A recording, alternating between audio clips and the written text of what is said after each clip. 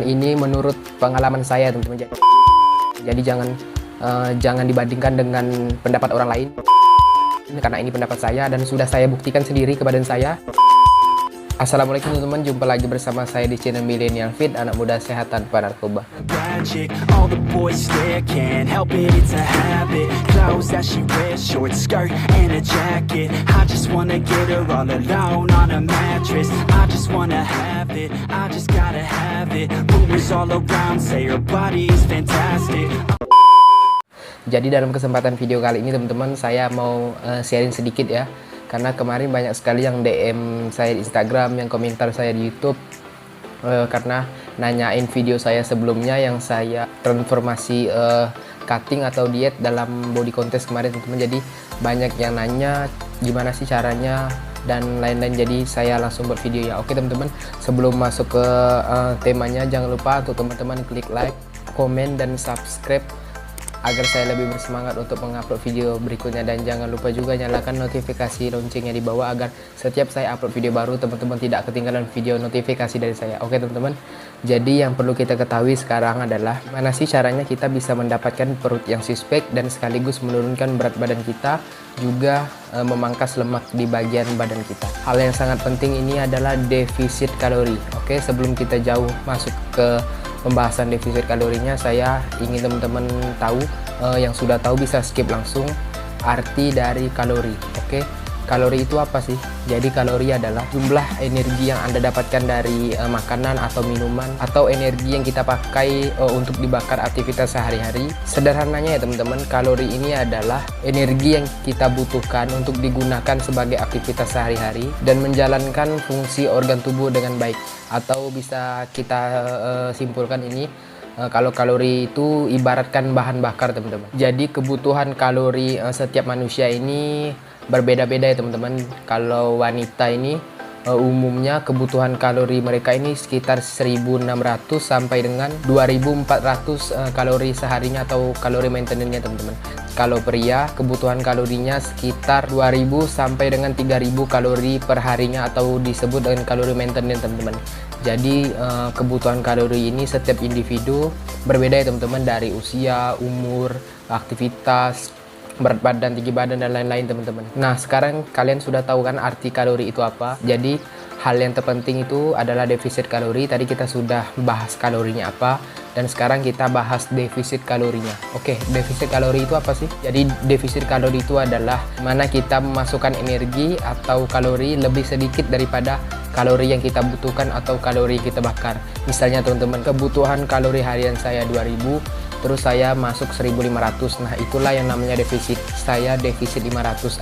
Artinya saya kekurangan 500 kalori teman-teman. Setiap makanan yang kita makan ke dalam badan kita itu masuk ke dalam satuan energi kalori, dan jumlahnya pun berbeda teman-teman dari makanan maupun minuman. Ketika kita memasukkan energi lebih banyak daripada yang kita butuhkan atau yang kita bakar per harinya, maka tubuh akan menyimpannya sebagai energi cadangan atau yang simple kita sering sebut yaitu lemak teman-teman. Nah pada saat itu kondisi seperti itulah yang akhirnya badan kita berat badannya bertambah teman-teman, atau bisa juga berlebihan. Jadi ketika kita ingin menurunkan berat badan, hal yang paling dasar yang harus dilakukan adalah kita mengurangi asupan kalori per hari kita teman-teman. Jadi kita mengurangi kalori yang masuk ke dalam tubuh kita. Ketika asupan kalori yang kita makan berkurang, tubuh akan menggunakan energi cadangan berupa lemak. Lemak yang disimpan tadi atau energi cadangan itu akan dipakai sebagai energi utama teman-teman. Ketika kita dalam kondisi defisit kalori, terus lemak yang dipakai ini terus dibakar teman-teman, karena kita sedang dalam keadaan defisit kalori, maka kita dapat menurunkan berat badan kita, memangkas lemak,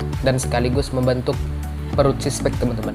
Jadi ketika kita dalam keadaan defisit kalori, lemak yang dipakai tadi itu akan berkurang ke dalam perut kita. Otot six pack yang ketutup lemak itu seiring waktunya itu akan terlihat jelas teman-teman, karena yang tutupin itu kan lemak. Jadi ketika lemaknya dipakai, lemaknya akan nyusut, kemudian otot perutnya akan lebih terlihat jelas teman-teman. Jadi ketika seseorang kebutuhan kalori maintenance 2000 kalori per hari, kemudian pas dia cutting atau kondisi defisit kalorinya itu 1500, artinya dia kekurangan 500 kalori. Nah karena defisit tadilah lemaknya dipakai teman-teman. Jadi faktor yang paling terpenting jika teman ingin mengurangi berat badan atau mendapatkan perut yang six pack, hal yang paling penting itu adalah defisit kalori teman-teman. Lemak nggak bakal terkuras kalau tidak dalam keadaan defisit kalori teman-teman. Jadi walaupun kalian olahraganya mati-matian atau latihannya sekeras apapun, selama apapun, selagi kalian tidak dalam kondisi defisit kalori, kemungkinan teman-teman sulit untuk mendapatkan perut six pack, karena hal yang paling penting itu adalah kita memangkas lemaknya teman-teman. Dan cara untuk memangkas lemaknya itu adalah defisit kalori, kurang lebih seperti itu. Tadi kita sudah bahas hal yang pertama itu defisit kalori, kebutuhan kalori. Sekarang kita bahas tentang nutrisinya teman-teman. Nah, nutrisi yang paling penting menurut saya di saat kita sedang diet atau sedang cutting itu adalah protein teman-teman. Kenapa saya bilang protein? Karena protein ini dapat membentuk otot dan membakar lemak pada tubuh kita. Seluruh makronutrisi seperti protein, karbohidrat, dan serat, protein inilah yang sangat terpenting teman-teman. Protein memiliki efek termogenik yang tinggi teman-teman, efek yang memproduksi panas untuk mengurangi kelelahan pada tubuh kita. Mengapa protein ini disebut sebagai makronutrisi yang paling berharga dibandingkan yang lainnya teman-teman?